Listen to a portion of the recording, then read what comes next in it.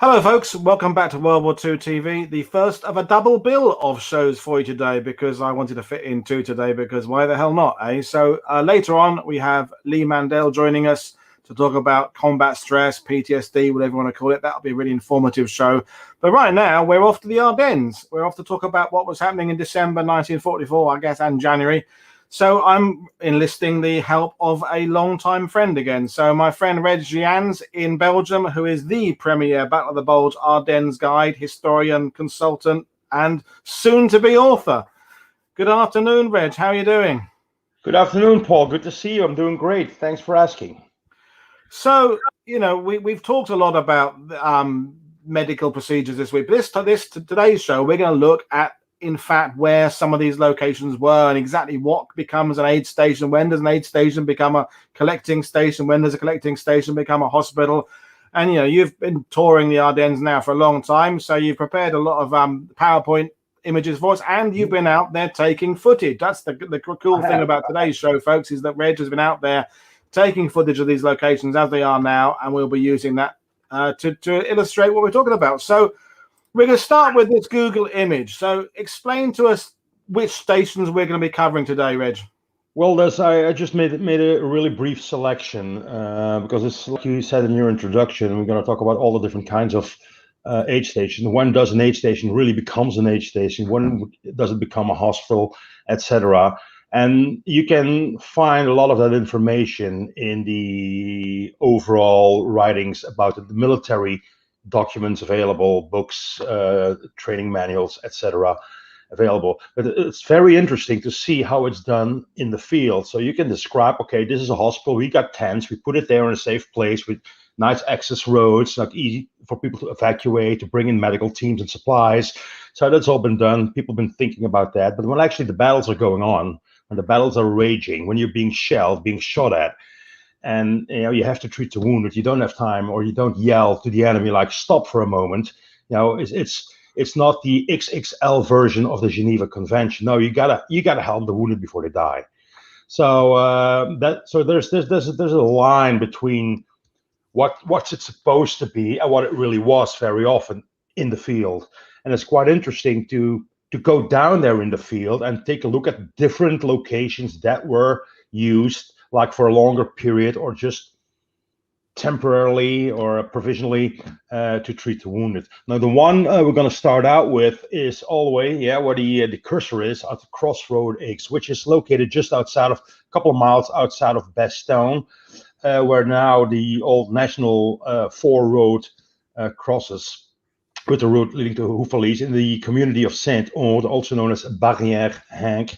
Of course, for the Americans, very hard to pronounce at Barrière Henk in Saint-Aude. So Crossroad X makes more sense to many, even the historians after the war. So it was upon arrival of the 101st Airborne Division in Bastogne on that day, which was the night of the 18th to the 19th of December, already 326th medical company set up a big field hospital in the field near Crossroad X. A location makes sense because it's still about like 7-8 kilometers outside Bastogne, and it was the road that was used to bring in the reinforcements for the defense of Bastogne, but it was at the same time it was used to evacuate the wounded, mostly 10th Armored Division, 28th Infantry Division, 9th Armored Division guys out of Bastogne at the same time when there was a massive stream of refugees, locals using these roads, that road junction, to get to safer places with their children. So that it was kind of massive. It's like going to a big festival, and after you park your car, you go there, you try to find the entrance, you have all these side roads coming in, people moving opposite directions, cars coming in, so complete chaos. So that's basically how it was in the first days, especially upon arrival of the 101st Division. Now, almost immediately, tents were built up, like you could see in one of the slides in the video that you just showed. They had built up big tents, clearly marked as a hospital. So, that one. Now, that photo was taken by a guy from the 326th Medical Battalion, Hank Skowronski. And he had a camera on him all the time, and he took like 1 or 2 shots of that aid station from the ground. And these are the only ones that exist. Now, that very same day, on December 19, that field hospital was overrun by a German armored unit, 116th Heavy Panzer Group, and they were not part of the battle for Bastogne. They were simply trying to find a way to cross the Our River, following the stream of refugees. An advanced scout of the unit located and saw that field hospital, which is located in the field that you see right now. So he informed the guys, noticed the American troopers, noticed the guards, and they launched an assault on that aid station on the very first day. Now, it wasn't even built up for 24 hours yet, but they were still already treating the wounded Americans, mostly 10th Armored Division guys, 28th Division guys, already a few of the 101st Division guys who had been wounded in the battles around Bastogne. So what did they do? They didn't just launch like a frontal attack on the field. They had a small elite group that mingled with the locals, borrowing coats, trench coats, hiding the guns underneath, walking by the outposts, waving to the Americans until the time they got the field almost completely surrounded. And that's when they assaulted the field, spraying their machine guns on the tents. So for the guys, the surgeons who were actually operating inside of these tents, the wounded, suffering, or lying on stretchers, they were hit. They were severely wounded. One of the guys who's in the show a little bit further is Richard O'Brien, that guy. O.B. O'Brien of the 501st Parachute Infantry Regiment, also medical supply officer. He was inside one of these tents when the shooting began, and he managed to get down on his belly, crawl underneath a tent till he reached the open field, and in one hand he had his trench knife, and on his belly he tried to stick the knife in the ground, pull himself away till he reached the woods that you see on this image behind him. So while getting there, he actually meets with another guy who escaped the field, holding a pistol. And the guy just offered him a pistol, and he said, well, I don't want to be captured holding this in my hand. They're definitely going to kill me. But O.B. O'Brien managed to escape through the woods you see behind. After a couple of kilometers, ran into an American Jeep who took him back to Bastogne. So he was one of the lucky that managed to escape, because what happened is only the walking wounded Americans and the officers were taken prisoner.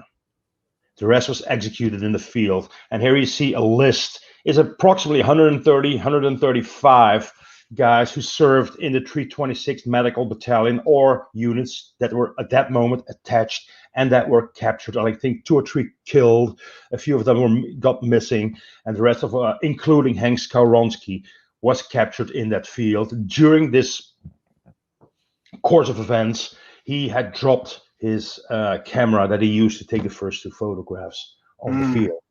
So many people died actually before the real battles, the real siege had begun already. Now, one of the guys who was nearby when this all happened, it might have been a day later, but that was Father Francis Sampson, and he was the chief of chaplain. He later became the chief of chaplains, and there's like a pretty cool story about him when he landed in Normandy. Everybody who watched The Longest Day, you're familiar with the story. You probably have much more details. Except he becomes a Brit in the movie. I mean, he's an American. Yeah. A Brit in the movie. So that was the first big drama that happened, and basically the worst part that could happen to the Americans arriving in Bastogne, because it was their only big field hospital that they had, clearly marked following the Geneva Convention. So the Germans knew it was an aid station. They decided, to shoot at it, to riddle it with bullets and take whatever they could. Now, hours later, elements of the 401 Glider Infantry Regiment, who were attached to the 101st Airborne Division, launched a counterattack into the field when most of the Germans and the German vehicles had already gone. There was still like an American truck sitting in that field, and the horn was going off constantly, like, brr. Turned out the driver had been shot dead, and he actually fell over the horn of his wheel that was on top of his wheel. Like this sound going on all the time. They did capture a couple of Germans, but most of them were gone at the time. But one of the guys, Carmen Heasy, that guy from B Company 401, he, during that action, found a photo camera in the field.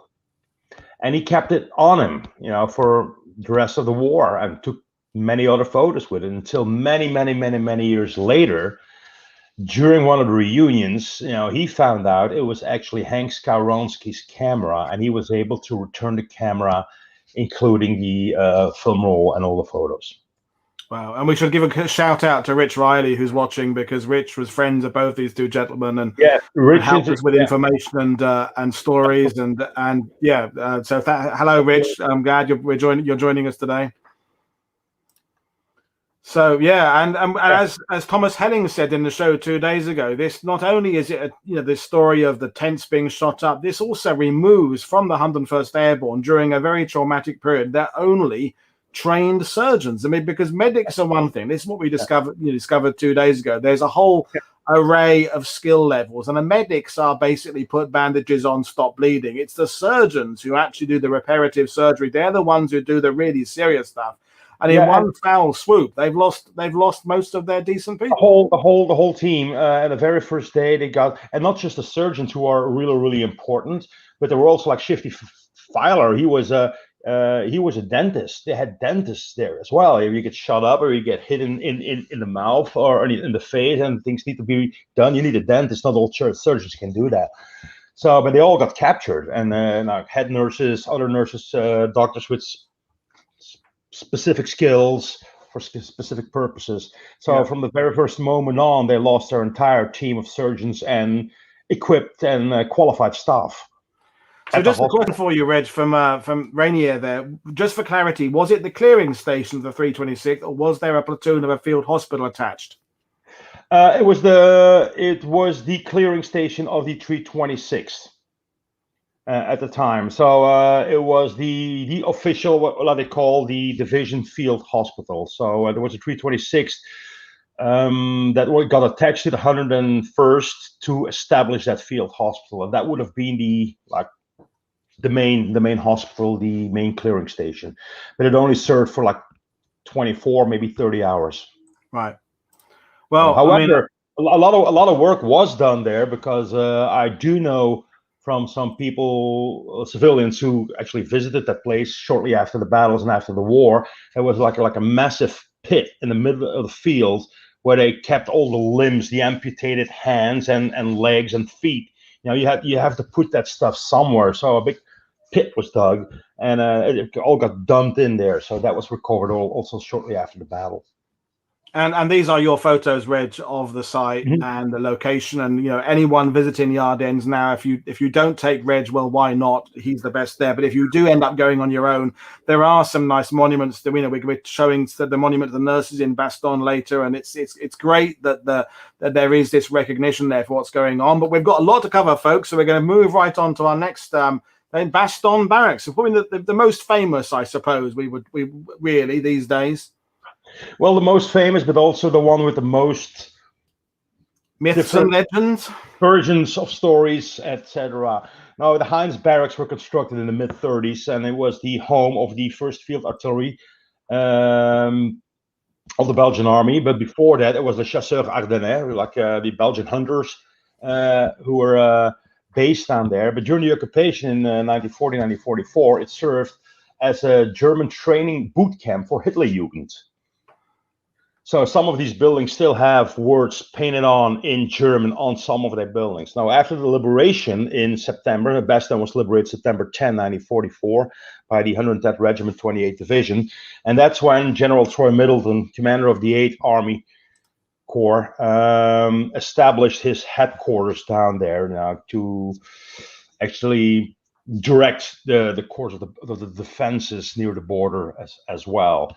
So when the 101st got there, immediately General McAuliffe established his headquarters in there. That's the place where he replied nuts to the ultimatum on December 22nd. But at the same time, also some of the buildings, like the one you saw, if you freeze it here for a moment, the buildings that you see in the background, they are all gone. These brick buildings are gone. And the one to the far left, that was, the one in between. That one. That served as the Colonel Singh's very first command post on the second day. So, but these buildings have gone now. But behind those buildings, you have like these big garages where they kept the vehicles, and there's the shooting range, the rifle range, and both were used. That one is the one. This is not the rifle range, but these are the garages, and that's where a lot of the wounded were brought for recovery. So that was probably one of the makeshift aid stations that were established right after the field hospital, the 326 Medical Company's field hospital, was overrun when it was taken. And the reason why this was used is that they had stored quite a lot of medical supplies down there, including bandages and all that kind of stuff. That was collected between the liberation and the Battle of the Bulge. So there was a storage facility for medical supplies there, which probably was a good trigger to establish like a part of the aid station at the barracks. Now, the guy you see there is my good friend and mentor, Andre Maurice. And he, as a 7-year-old, while on the run with his father in the little town of Mont Saint-Etienne, which is pretty close to where all the airborne troops detrucked, he was hit in his shoulder by a piece of shrapnel. And his father went out to look for some Americans, ran into some guys from the 327 Glider Regiment, and they took him and his dad in a big GMC truck to the barracks. And in one of these buildings, one of the American medics looked at his shoulder, and then he said, like, well, you say there's shrapnel in the kid's shoulder, right? And his dad goes, yes, that's what I said. And he looks at the photo because they had an X-ray machine down there, and he said, yeah, you're right, it is shrapnel. So can't you take it out? And I'm sorry, we can't. We got no time. We have to treat the soldiers first. So but they treated Andre for like 3 whole days at the barracks, clearing his wound. Until finally, General Patton's troops broke the encirclement, and he could be evacuated. And he was one of the first civilians to be evacuated outside of Bastogne to the 107th Evacuation Hospital, which was supposed to be in the town of Neufchâteau. This hospital was part of General Patton's Third Army, and but then it turned out that they had moved the hospital to across the border in France to the place of Sedan, and that's where they treated him. And where he recovered from his wounds, taken care of by an American nurse, a lady from I think she was from, so I don't know, I think Pennsylvania. No, it wasn't Pennsylvania. But something anyway, you don't know, Reg. My God, what's gone wrong with you? You're rattling off these names and locations, and you've forgotten the name. That's it. You're not. Yeah, I know. But the nurse that treated Andre was Ruth Puryear, and the nice part of the story is many years after the war, when he grew up.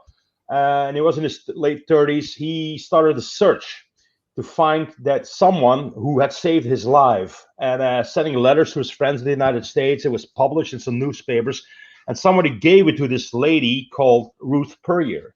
And she said, well, I was a nurse in that hospital, and I remember this Belgian boy, and he was probably the only 7-year-old that was treated in our American hospital.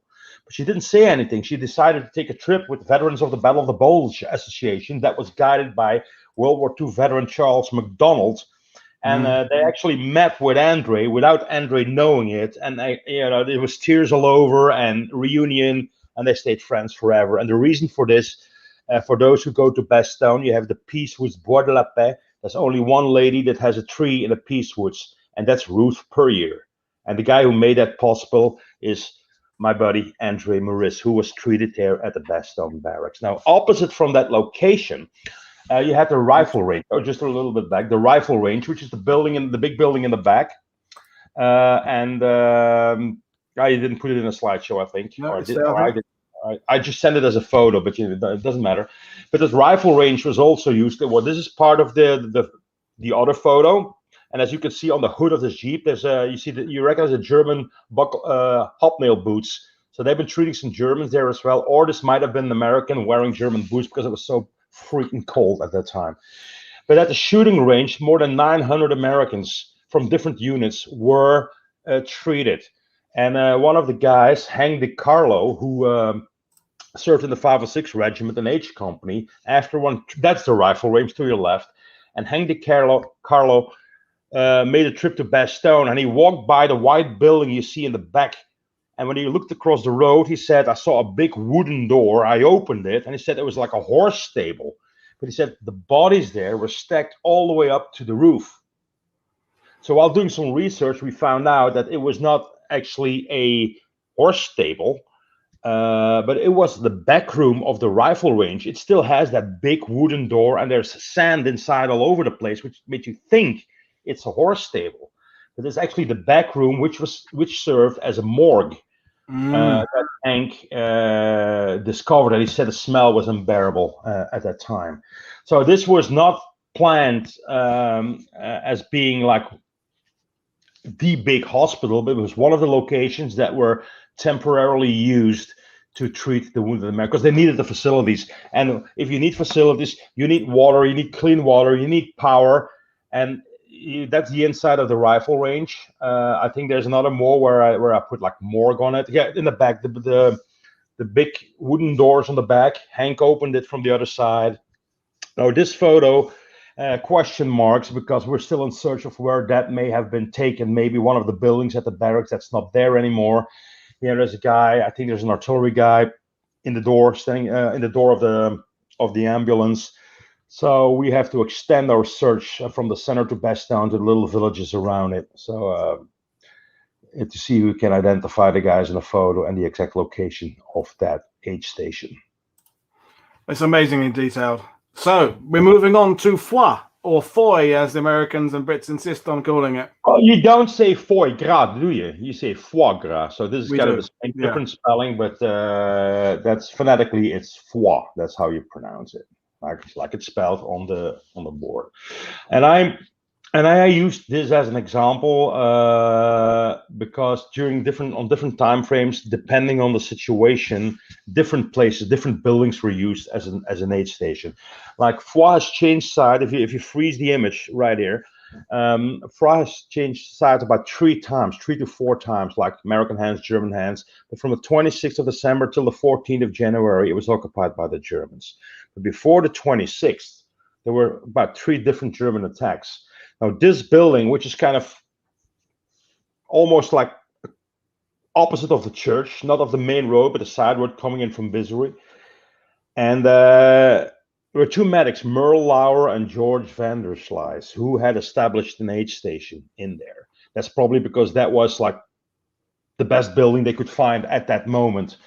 And they were treating some of the wounded in there. Now, this Hank De Carlo that I already mentioned, he was in the top of a grain silo in an adjacent farmhouse when he suddenly sees like German infantry emerge from the woods on the high ground to their left, to their right, followed by a German tank, who suddenly like hit the brakes. So De Carlo up there says, well, if it stops, it's going to shoot. So he jumped down into the grain, and seconds after he sprinted out of the building, the top of the silo was blown away by the German tank, and it's almost simultaneously German infantry charged down the road towards this aid station, which is located like almost in the center. It was not an attack on the aid station; it was an attack on the town, but it's not a very big town. Now, from the corner you see here, and maybe it's in one of the photos that I sent you. I took one from that angle. Yeah, well, almost another one.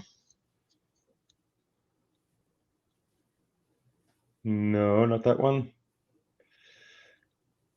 Well, oh yeah, freeze it right here. So the building is in the back to your right, like in the middle of the photo. So from that corner where the cursor is, Lauer and van der Sluys fired back uphill, up the road to the attacking Germans. Now, both of these medics were carrying firearms. And you could say like, hey, well, you can't do that. It's the Geneva Convention. And then generally, it was also known that the Germans kind of followed that convention whenever it suited them best. All right, because there's stories that the Germans actually did follow the convention and were correct towards the medics, and there were completely different stories. Like there's completely different stories of some American medics, etc., back and forward. But these guys were carrying firearms, fired back until and they emptied their guns, threw away their weapons, and escaped behind the farmhouse to get to safety. Now, a couple of hours later, American Rifle Company, supported by some artillery, retook the little town for the first time. And when these medics returned to that specific aid station, they noticed that all the wounded in there had been executed with a headshot. Wow. Yeah. So that's kind of one of the untold stories. The thing is, we don't exactly know the exact number. This is George van der Sluis, thanks to Joey van Mason for the photo. And we think it must be between 8 and 14. That's the angle, actually, the firing angle of the medics up the road to the Germans coming down from the opposite direction. Of course, that's the most photographed wall in Bastogne with all the bullet holes. And people keep asking me, like, are these bullet holes from the Germans? Are they bullet holes from the medics? Are they from Easy Company? You know, most famous window, but that's another show. That's another story here in Bastogne. So if you hold it here for a moment, Paul. Well, I just want to jump in and talk about this issue of the armed medics, because it's too complicated. It's too nuanced. We've talked about it a lot on World War II TV. I mean, you've got to, you know, when a division is going into combat as a division and you have a complete clearing station where you have surgical staff and people like that, I can completely understand the fact that there's no arms, no sidearms. But when you're in this environment where it's 3 people there, 4 people there, and the line is constantly changing and it's fluid and there's Germans about, I can completely get why some of these rules on both sides are less important at that occasion. That's what I'm going to say on the matter. Yeah, you know, absolutely.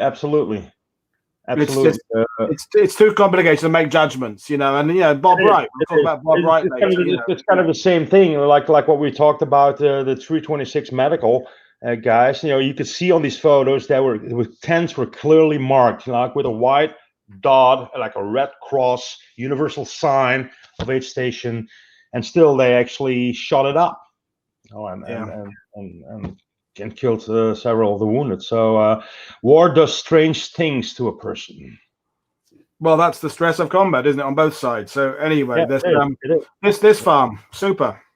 Well, this farm is located also in Foix, just outside of the center, and this was never selected to become like a collecting station or an aid station, but it was during one of the attacks, the final attack on Foix on January 13, made famous by HBO.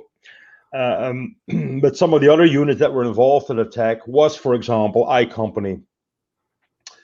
And I Company, along with H Company, 2 rifle companies, attacked up the road into the center of Foix. They were part of this massive attack, which ultimately would last for like 18 hours. But one of the guys was a surgeon in there, and his name was Barney Ryan. I'm going to talk a little bit about him later in another photo to see his aid station.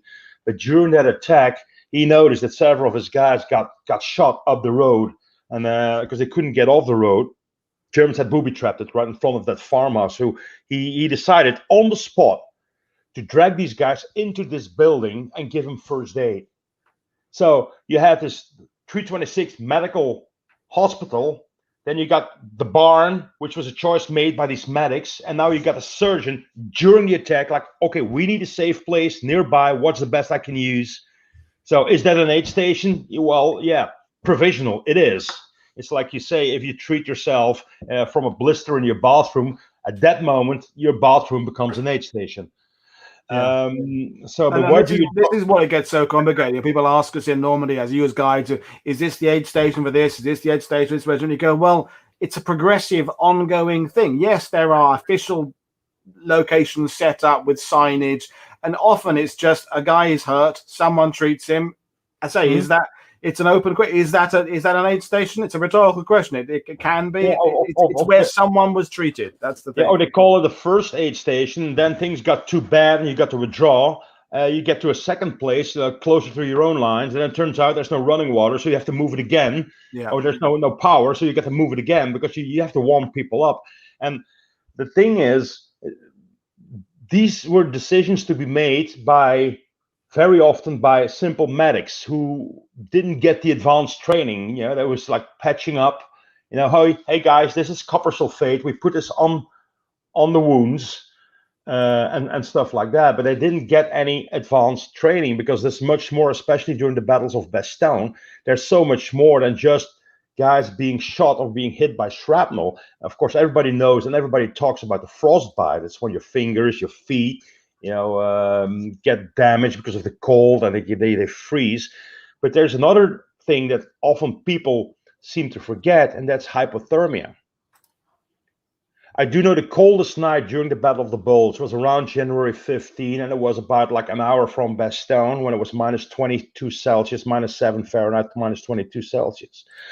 But at night when you're out there in your trench, in your foxhole, and you're exposed to the winds, to the wind chill, mostly when you dig in on a high ground, what they call the military crest. That takes down your body temperature at a high pace, increasing the risk on hypothermia exponentially. And let me explain you this. I'm not a doctor, but I've done a lot of reading. It's like normally your body temperature is between like 35.5 and 37.5 Celsius, which is normal. It can go up and down a little bit when you're sick. But once it gets below like 35, you speak of hypothermia, which means you get all this extra troubles of cold, sweating, you get disorientated, it gets worse and worse. But once you get below, your body temperature goes below 30 Celsius, which is extreme hypothermia, that means it starts to infect your immune system.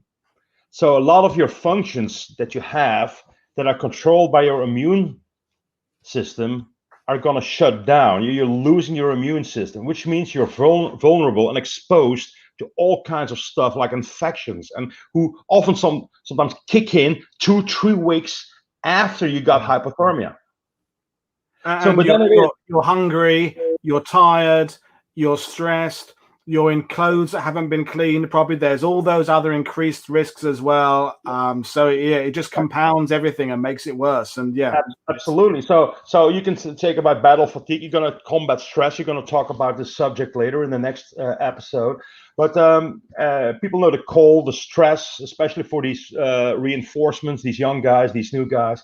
Plus then the cold, short-term cold is like frostbite. Long-term cold can be like hypothermia. It can cause an inflamed liver, stuff like that. But you're in the field, you're a medic. With all due respect, but you're just a combat medic. It's your judgment they depend on that at that moment. Send them back where? To the aid station, to the provisional aid station, to the collecting station. How fit is he? But how fit will he be tomorrow? What's the problem? How cold is his body? These are. You got to observe and diagnose him on the spot with the limited knowledge you have on the subject. So and the medics are in the same conditions. The medics, their feet are cold. They're getting cold as well. They've not got anything extra just because they're medics. In fact, you can argue they're more exposed because they're running around all the time. They're not hunkered down in foxholes trying to wrap themselves up. They're moving around all the time. So it's a complicated subject. And thank you for going into a bit of the detail there, because for anyone who's never been to the Ardennes, I've only been a few times really, it's the coldest location I've ever been in my life. It's when the cold gets you there, it really gets you. It does. Now this is a little for Tristan. We're still in Foix, by the way, and this is the old church, a little chapel of church of Foix. And I brought this up because this also served as an aid station. So we are in Foix. We have 3 already within like a 50 meter, like 100 meter radius. Okay, but this was used after the last battle in Foix. And in that overall photo you showed us, Paul, with all the buildings and where you got the church in it, which is like a famous then and now location. You will see that there's ambulances parked between the buildings and in front of this chapel. Now there's a story to it, because on January 18, the Americans organized, that photo, you see the ambulance next to the church. They organized a victory parade at the main square in Bastogne, and every regiment of every division had to send like a delegation to participate in the parade, and in the handshaking and the photos and the videos and kind of stuff. One problem, a few of these guys were still battling, their units were still battling. So the 502nd Regiment of the 101st Division, they sent down 2 guys, Alden Todd and Frank Marchese, who were fighting still about 7-8 kilometers north of Bastogne. But they sent them down on foot all the way into Bastogne to represent their unit during the victory parade. So when they walked by the church on their way to Bastogne, they noticed the steeple had collapsed, but they saw the ambulance. There was like this little banner saying like aid station on it. So they went and they said, hey, we should remember on our way back, we should go inside to see if there's any equipment we can use out in the field on the front line. So they did on on their way back. But the only thing that they could found, or that Alden Todd found, was a little bell, like a little copper bell, like ting-a-ling-a-ling during service, like get up, everybody sit down. And he took that bell and he took it home as a souvenir. So now in 1984, Alden Todd, along with some of his war buddies, signed up for a trip back to Europe to go and visit the battlefields. And he knew that they were going to visit Bastogne again. So he wrote a letter to the dean of the town of Foix and invited him for the Christmas banquet that was organized for them in Bastogne. And right where they sat there and after they ate, Alden Todd returned the little bell, the little clochette, to the dean of Foix. And that little bell, it's still inside of that shop. I don't know if you saw. Did we go inside there last time, Paul? We definitely will the next time then. I can't remember. Maybe. Yeah, I remember going inside the shop. I don't remember the bell though. I do remember going. Yeah, I do remember. I'm sure you told us about the bell, but I don't think on that time we went in. I can't remember. Yeah. So then again, you see another. Why didn't they use the first one where the wounded were executed? Well, maybe it was too small. But then you got the other one that Barney Ryan said, okay. This is big. This is a big farm. I don't know. Maybe this was just one big room where they could put them all at once. So why making the decision to put it there? Maybe it was easy to access by the ambulances. It was. Who knows? So yeah, why not use the other one? And why use 3 different aid stations by 3 different in that little town, and not by different units? It's also by the same unit. So. So you see a decision that had to be made on the spot. So far for Foix. All right. So we're moving on. Yes, sir. Please do. Foix-Recogne. Foix-Recogne. This is basically one of my most favorite ones because this far we have seen mostly buildings. And if you have to choose where do I set up my aid station or my forward aid station, it's nicer to have it inside of a building. You're out of the wind. You can probably build a fire, keep people warm, and with a little luck, you got some fresh water in there. So, but you don't always have that opportunity. You're not always in a situation when you can choose like, oh, there's a nice schoolhouse, there's a nice little chapel. This one we can use. And the same thing was for this medic Bernard Ryan or Barney Ryan, who was a surgeon who also selected that farm during the attack. And upon arrival, Ryan found these massive craters in the ground. Like that's Barney Ryan, by the way, that you show there, and which looked like massive craters. And that's what they thought. They thought they were bomb craters. They're in the woods and they're all around Bastogne, but in fact they're not bomb craters. These are quarries. Holes dug by the locals because the underground in Bastogne is very, very rocky. And these typical barns that you see in stables in Bastogne are built. It's like normally they have this typical stones, like flat stones. And that all comes from the local underground and quarries. And these were like makeshift quarries made by the locals to dig holes. So they were already there. So Ryan decided to set up his aid station in there, cut some trees, put it on top of it. And the location was about, like, especially after Christmas, about 400 meters behind the main line of the fence, covered in the woods, safe place, with a nice road next to it, leading towards Bastogne, which is like an evacuation route. So we were able to identify this as Barney Ryan's aid station by the documents that he wrote and that he described it in. Plus, we talked to the owner, Mr. Jean-François Dovschmidt, owner of these woods. And he said it was crazy when the family, because they own like almost all the woods in that area, and they had a lot of staff working for them, people in the kitchen, people taking care of the cows, the cattle, and he had like 3 guys living in his woods, taking care of the woods. They had a small cabin in there. And he said after the war, when they started collecting all the stuff out of the woods, they found so many food cans from both Germans and Americans, and that they survived on that for a year and a half. Wow. So they lived off that, for all the stuff that they found. And he kind of confirmed that in this particular place, a lot of medical equipment was found, like morphine shots, bandages, stuff to amputate, all like this typical lot of medical supplies. So that's how we were kind of sure, like, okay, this is the aid station. And for all the Band of Brothers, nerds or fans among the viewers. There's this little line when Eugene Rowe is looking for more equipment. There's one guy, it may have been Colonel Strayer, who tells him, go check with Doc Ryan. Go check with Doc Ryan. He might have some more supplies for you. Well, this is the location he was referring to. Cool stuff. In the series. There's quite of a funny anecdote, because you have to bear in mind most of these soldiers were like very young, like 19, 20, 21, sometimes even younger, 18. And it's freezing cold, especially after Christmas. And the wounds, people's feet were amputated here. But after the breakthrough of George Patton's units in Bastogne, the supplies started to come in. And at Ryan's aid station, 2 boxes were delivered with in each box 6 bottles of medicinal alcohol. Now, if I do the math for you, freezing cold, a lot of snow, teenage boys, you know, little battle fatigue, and alcohol. Yeah. So potentially dangerous mix there. Yeah. It's a very dangerous mix. And, you know, for the cooks, you know, people who like their aperitifs, if you take this medicinal alcohol, you add snow to it, add a little bag of lemon powder, you shake it, and after an hour, you got the best limoncello there is.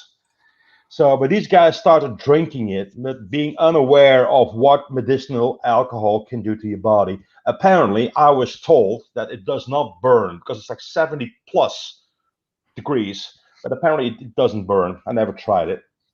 Maybe, Paul, you should try it for me and let me know what happened, okay? Maybe not. Maybe nice not. knowing you, by the way. But anyway, Johnny Gibson and Bobby Rommel. Johnny Gibson was one of the medics of H Company in there, and they were able to acquire one of these bottles. And Bobby Rommel, not related to the other Rommel guy who was already dead at that time, but Bobby Rommel had drank so much of that medicinal alcohol that before he passed out, he actually vomited all over the radio that they kept in their trench. And Gibson said that he decided to spend the night outside in the freezing snow because the smell in that hole was unbearable at that time. Yeah.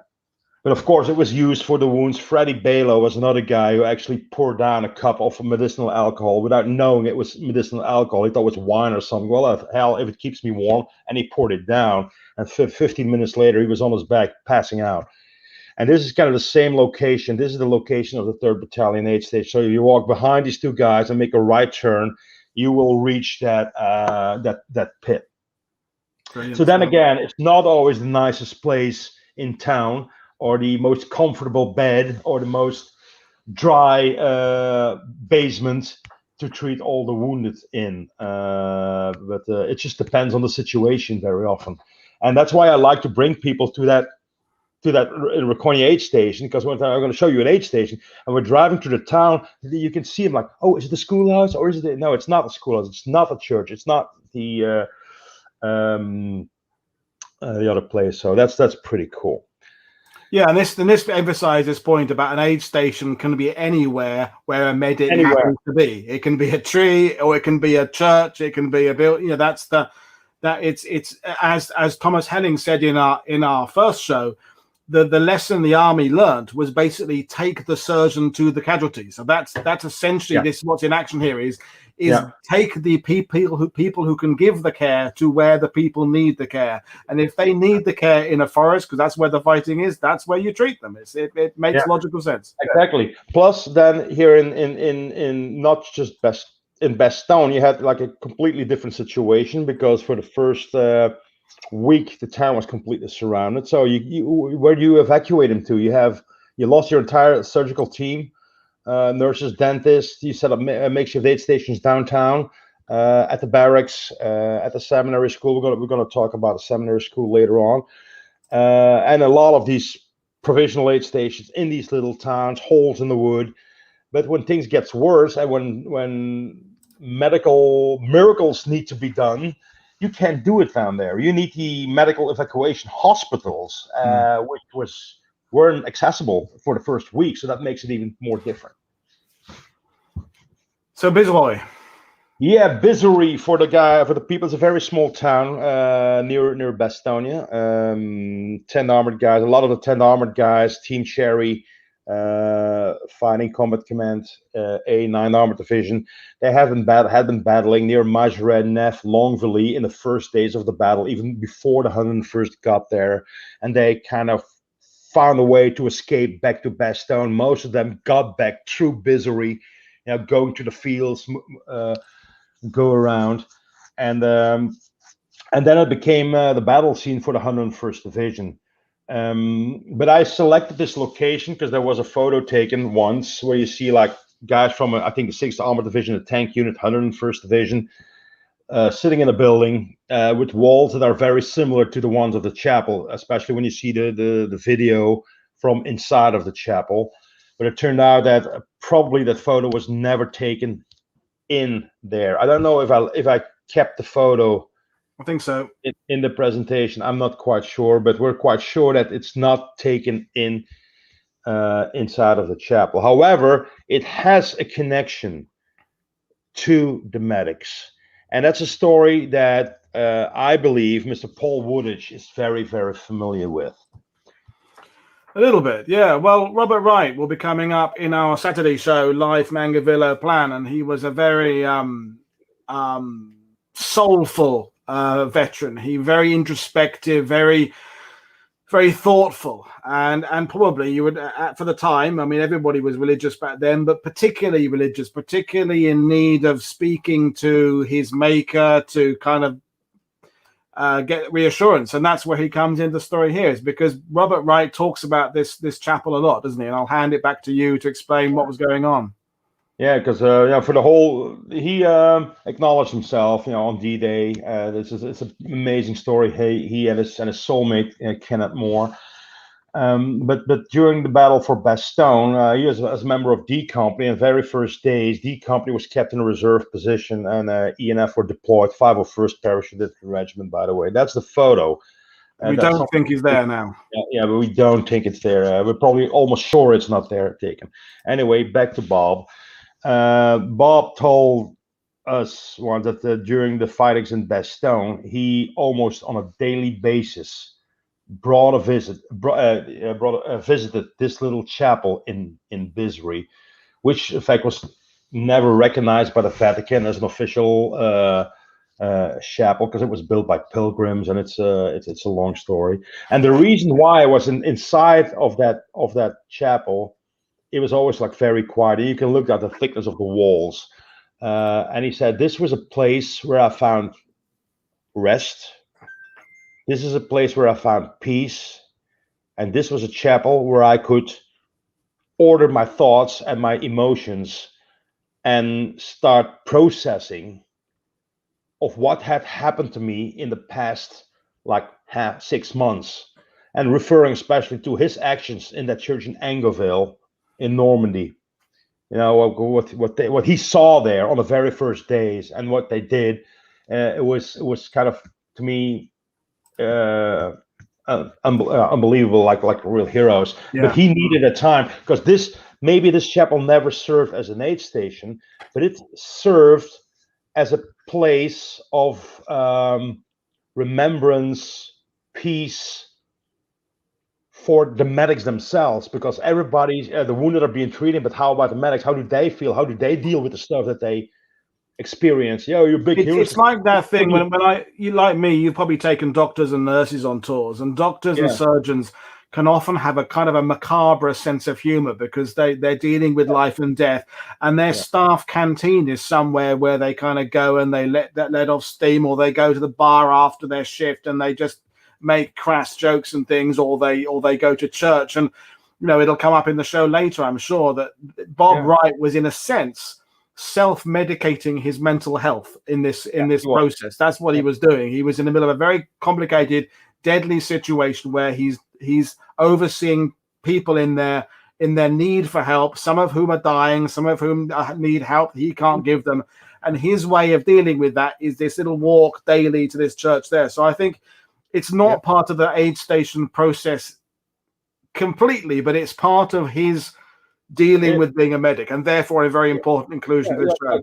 Exactly. Like, first of all, you say people are now doctors, they go to the canteen, to unwind, to talk and joke, to process it. But if it's just you and you don't have anyone, because you can only do that with people who were on your staff when you were doing it, because they understand what you're going through. And everybody always asks, like, how did he cure him? How did he get the medicine? How did he survive? But nobody asks, like, but how did the doctor feel? Yeah. How did the medic feel? What do you feel, Bob? What's your so? Well, that's the thing. I mean, I don't want to go into too much of a rabbit hole, but when I got to know Robert Wright quite well, and when he went to the reunions, the Snowbird reunions, and the 501st and the 101st Airborne reunions, he always kind of wanted to meet someone who he'd patched up, not out of any kind of wanting to get praise and thanks. It was just to make it feel like it had been worthwhile. Just that someone he had put a bandage on had had a long life and come back, and because we talked about the other day in a show, I forget which one now. If you're a medic, you're dealing with people, you're patching them up, and then they're going back out of the line a bit. Then they're back in the line again 3 weeks later, and they can get wounded again a second time, a third time, a fourth time. And that drain on your mental health as a medic is that you'll keep patching people up. They keep coming back in the line again, getting wounded again. You're thinking, am I making a difference? Would I be better off not treating this guy as well so he goes back home? These are some of the things Bob Wright was dealing with. And I hope when we have Ted Barris on tomorrow night talking about his father as a medic in Rush to Danger, Ted will be elaborating on this idea of what it does to the mental health of medics. Because as you so eloquently said, they've not had much training. They've not had 4 years of med school. Bob Wright was 3 months. Ken Moore was like 3 weeks. Most of these guys, they haven't, if they've been given medical training, they've not been given any training how to deal with their mental health. No, absolutely not. And I do remember like talking to a guy, John Sherman, once, who was treated because he was out of the cold, and they took him to an aid station outside of Bastogne. It was a bit somewhere near Marvey on the eastern perimeter.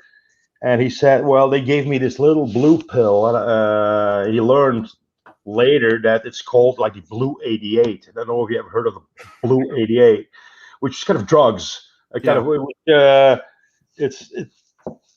to induce sleep. It's very often given to people who suffer from battle fatigue. But if hey, my leg hurts, well, I'll patch it up. It still hurts. Well, here, take this. And when you wake up, you go back to the lines.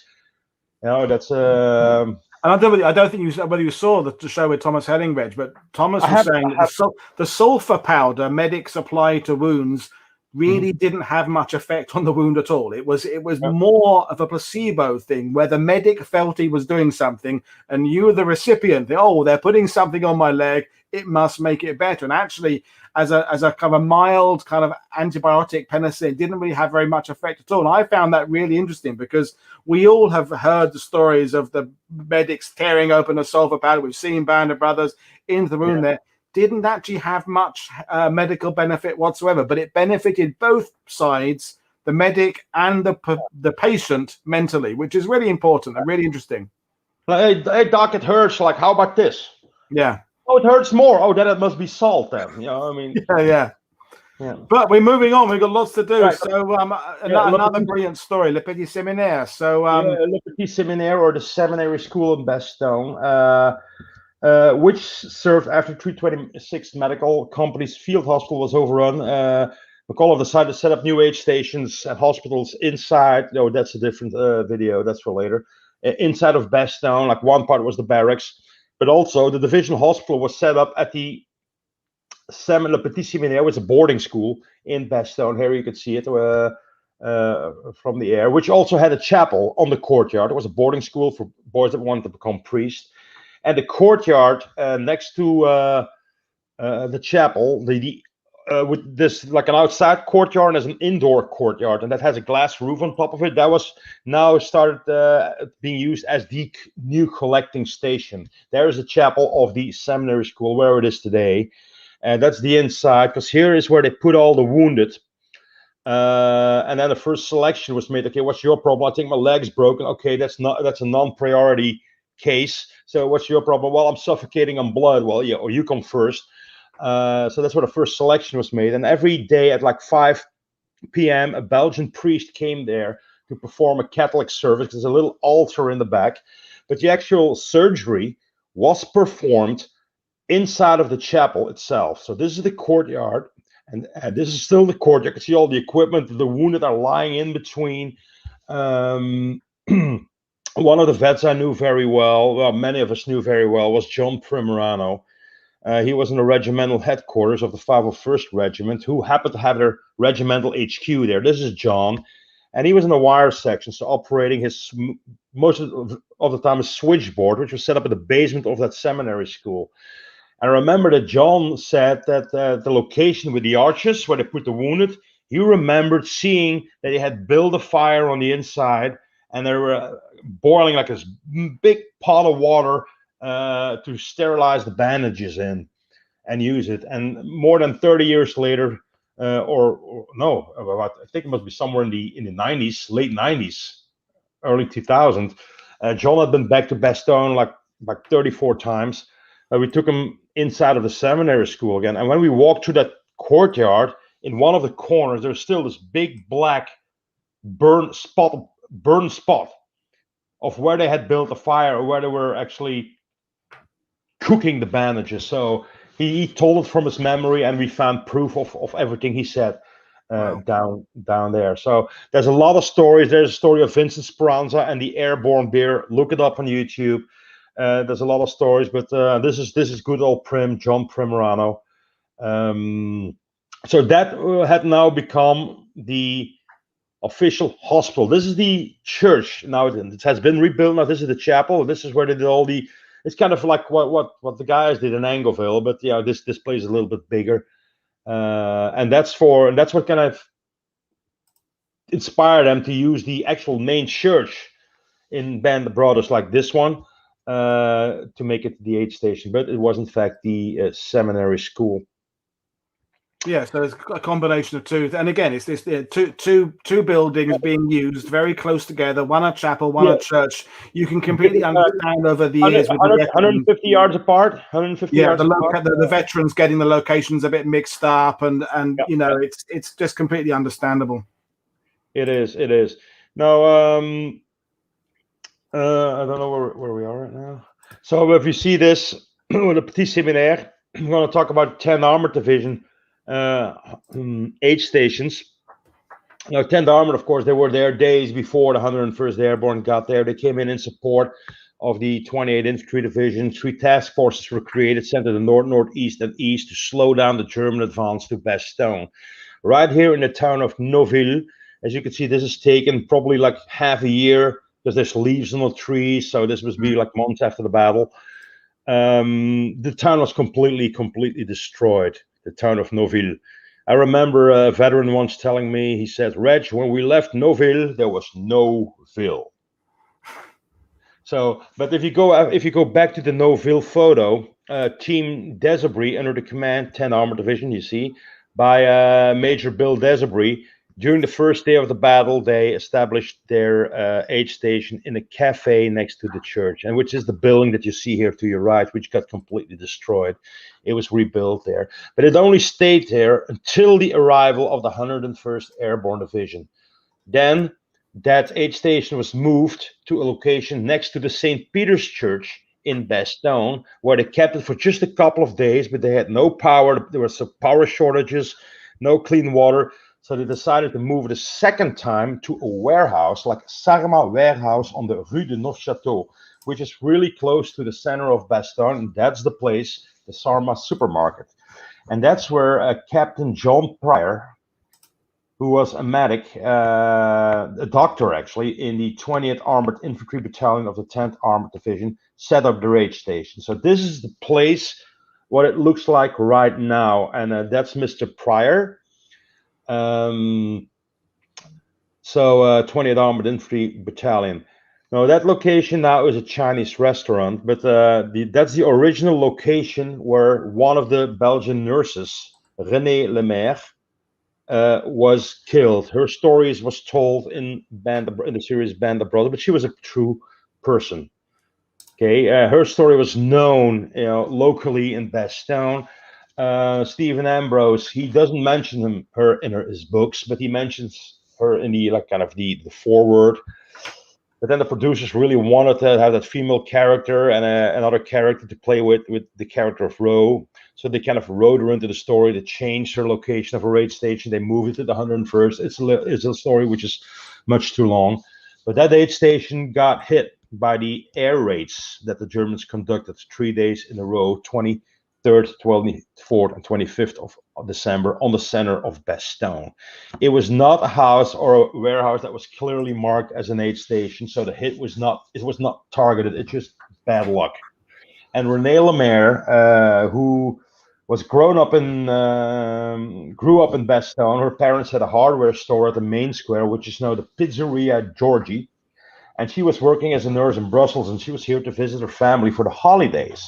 So when she heard that the Americans were looking for more people to help the wounded and that they lost their field hospital, she kind of volunteered to treat the wounded soldiers. And she was deployed in the aid station of the 20th Armored Infantry Battalion, 10th Armored Division in that Sarma warehouse. And the photo that you see now is of that building after, of course, after, but not before the bombing, of course, after the bombing, after it was hit. You can see people still looking for survivors. I think more than 30 bodies were recovered. Some of them were still alive. Many of them were dead. But that place was completely leveled to the ground. John Pryor, who was working with another nurse in an adjacent building, he was working with a nurse, Augusta Chiwi. And they survived. Chiwi was blown through a wall by the blast of the impact, by the air pressure, and they both survived. But John Pryor went into that building looking for survivors, and he found the upper part of Renee Lemaire's body. Wow! So he took the body and he wrapped her in a parachute because Renee had collected some silk from the parachutes from the supply drops in Bastogne, and she kept it because she wanted to make a wedding dress out of it, later.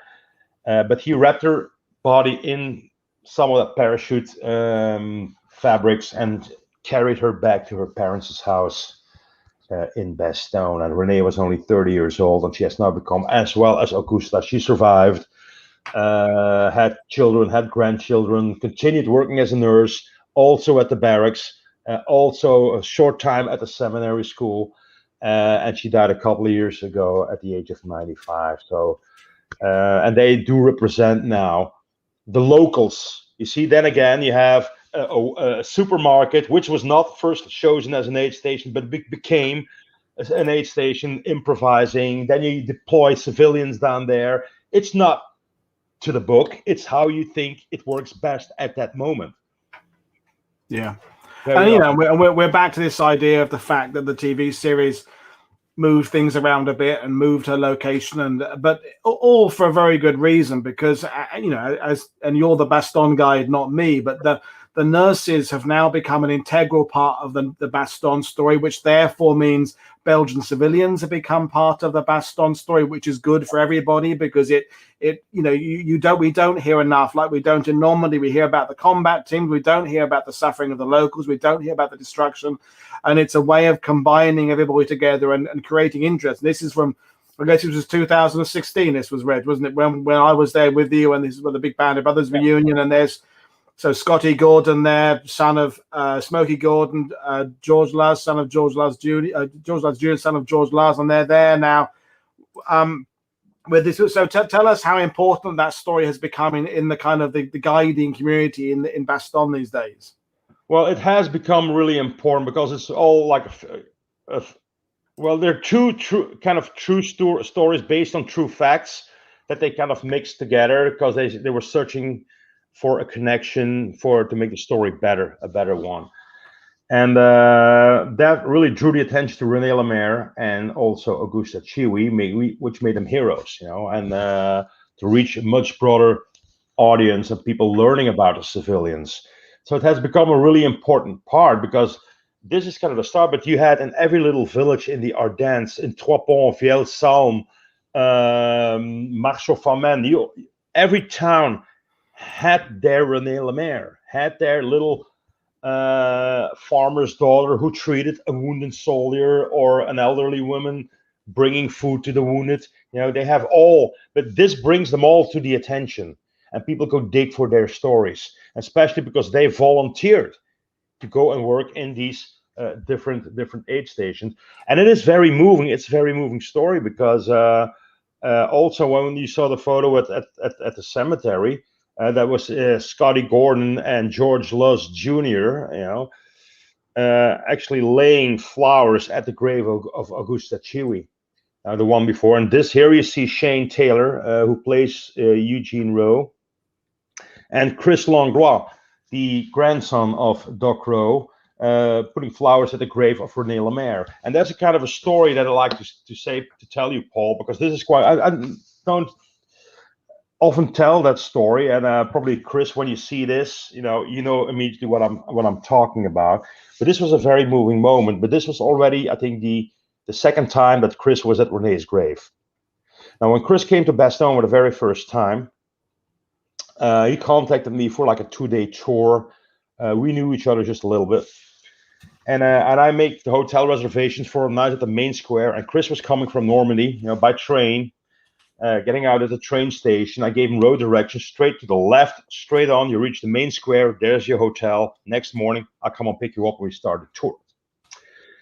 So that happens. The following morning, I was there to pick up Chris to show him where his grandfather was in the war. And I said, Chris, before we go, I want to show you something. So I took him like a little side road, and I went to that Sarma warehouse, the building where René was killed. And there's like a plaque dedicated to her. And I said, Chris, well, your grandfather never met René Lemaire, but it's because of Band of Brothers that they're now connected. But I just wanted to show you this place, I told him. And I said, this is actually where she died. And Chris looks at me and his face turns completely pale. And he goes like, you serious, Reg? That's where I had dinner last night. Wow. And he actually, when he arrived by train, he took the wrong road. Actually, he got lost a little bit and he walked around the block, and he walked by that restaurant and said, hey, it's not far from the hotel. This is where I'm going to grab dinner tonight. So, and out of the 50 places he could have picked, because it's full of restaurants and bars and cafes in Bastogne, he chose this place, not knowing that this is the place where René died. Yeah, and it's quite a it's very funny, strange. Us guys, we've heard so many stories like that. I'm not reacting because we've all heard these stories of coincidences and people walking into the cemeteries and walking to a grave of someone that's with the same birthday or with someone that their dad knew. Or it seems to happen a lot on Battlefield. Sam Cowan is watching from Canada. She could tell us stories of these moments of what you want to call it, providence or fate, where people connect and they are drawn to some location by some whatever it is. It is. But anyway, that was the first year that Chris visited the grave of René Lemaire, and that's when they actually, the Rowe and Lemaire got connected for the first time. Now, René, she does not have any relatives alive anymore, but both of the nurses were awarded. They became a knight in the Order of the Belgian Crown. The monument you see here, this was built just between the center of Bastogne and the Bastogne War Museum and the Martyrs' Memorial. And it's dedicated to the nurses of Bastogne and all the medics in the Battle of the Bulge and World War II. Okay, but this was an initiative of the American Embassy in Brussels. The previous ambassador, Denise Bauer, took the initiative to get this done, and the new guy had completed it. And this is during the inauguration, not of the monument, which was not built yet in 2016, but an information panel with the plans of the monument and some text about the nurses. And they asked us with the cast to be present at the inauguration. I didn't know that I think you were there, Paul, weren't you? Yeah, I did that photo. Yeah, I was there. Yeah, Mag was there. We were there. That was the first day, I think, or the second day. Yeah, and it is like for Shane and for Chris, it was really moving to see this happen, and they know they're just actor. Shane said, "I'm just an actor, and I just played it on a set." But seeing all this, what they've been through, the medics in the field, the aid station, improvising, trying to save lives, sometimes not even knowing what you're doing, it really grabs me. He said, and the same for Chris. Chris is a law enforcement officer in Dallas, and he deals with that kind of stuff all the time. And in these Well, I think stress that's the situations. thing, isn't it? I mean, when we get to doing my show on Saturday about Angerville, it's the fact is that war is people trying to kill each other for valid reasons. The Allies were trying to get rid of a terrible enemy, but I think the reason the stories about medics and surgeons bring people in is it's about a more human aspect. It's about caring for one another. And I think that's why I can only speak for my tours in Normandy. Taking people to Angerville, they have a different reaction there where there's a life-saving procedure going on, and perhaps they go to, when they take them to somewhere else, like Omaha Beach, when it's people dying. There's a different attitude there, and I think that's why you're telling stories about Chris and Shane going to those locations. They feel that connection. Shane, we both know Shane Taylor, who played Doc Rowe very well, and I think he wouldn't kind of admit it as such, but playing the medic, I think, gave him a really positive way of looking at a different way of looking at the war to the other actors who played combat men. He's a sensitive soul, isn't he, Shane? And we're going down a potential discussion that could end in other. But it's important that life saving is different to being in combat, and there's a special type of person that ends up being a medic or ends up being a surgeon, and these stories you've shared with us are important to highlight the difference of what these kind of people did. But isn't fantastic? Especially the different kinds of we had the field hospital, we had a collecting station like the seminary school, the barracks. You had a hole in the ground, you had a supermarket, and so very often it was just improvising and what they had to do with it. So for aid stations, it's never like they very often like they write about that stuff. It's like when you research the actual general hospitals in Europe, you look at the big ones that arrived in Normandy after June. Sometimes some of these big hospitals only had 5 locations in the entire war because they were like 2 months there, moved a bit, 2 or 3 months there, moved a bit, 2 or 3 months there. So you can track their progression. And these are the photos we will see online of the dozens and dozens of tents and sometimes airstrips, sometimes all that paraphernalia. But an aid station, as you said, you could have 4 aid stations in one day if the battle is moving fast enough. Absolutely. And you had the big hospitals like in northern France, but you also had like a really big one in the fortress of Chartreuse in Liège. Like Malarkey was there, by the way, in Liège, which served as a military hospital. And why there at that time? Because it probably was the safest place to be at for such a big hospital. So that's kind of. Well, at this note, for fear of going down a rabbit hole, I've got to get ready for my next show in 45 minutes. I know. It's been absolutely amazing listening to you, Reg, and you're welcome anytime. I'm definitely going to do a Battle of the Bulge week, or maybe a Battle of the Bulge 2 weeks in December. We'll do something there. I'd love to go out in the field for you anytime. And when we do the Battle of the Bulge week, we won't just be doing 101st. I really want to focus on 10th Armored and other units, things like that. Like the aid stations, so you just saw. Well, there's about 1,000 more, all spread out all over the Ardennes and the rest of Belgium. And Brian Yee is suggesting that you and I should do an Ask Me Anything show together. That would be good. Oh yeah, we could do. Well, not Dolly Parton. We're not gonna. We could just do one veteran. The subject could be veterans, couldn't it? The subject could be veterans we've met, because often the same veterans. I've seen them in Normandy. You've seen them in Bastogne. We could do it like a veteran story, and then veterans past midnight story. We could do. Yeah. Stay tuned later for all the stories we can't tell you until after after the warning, like those CDs with the warning sticker that you have to peel off. This may contain adult themes.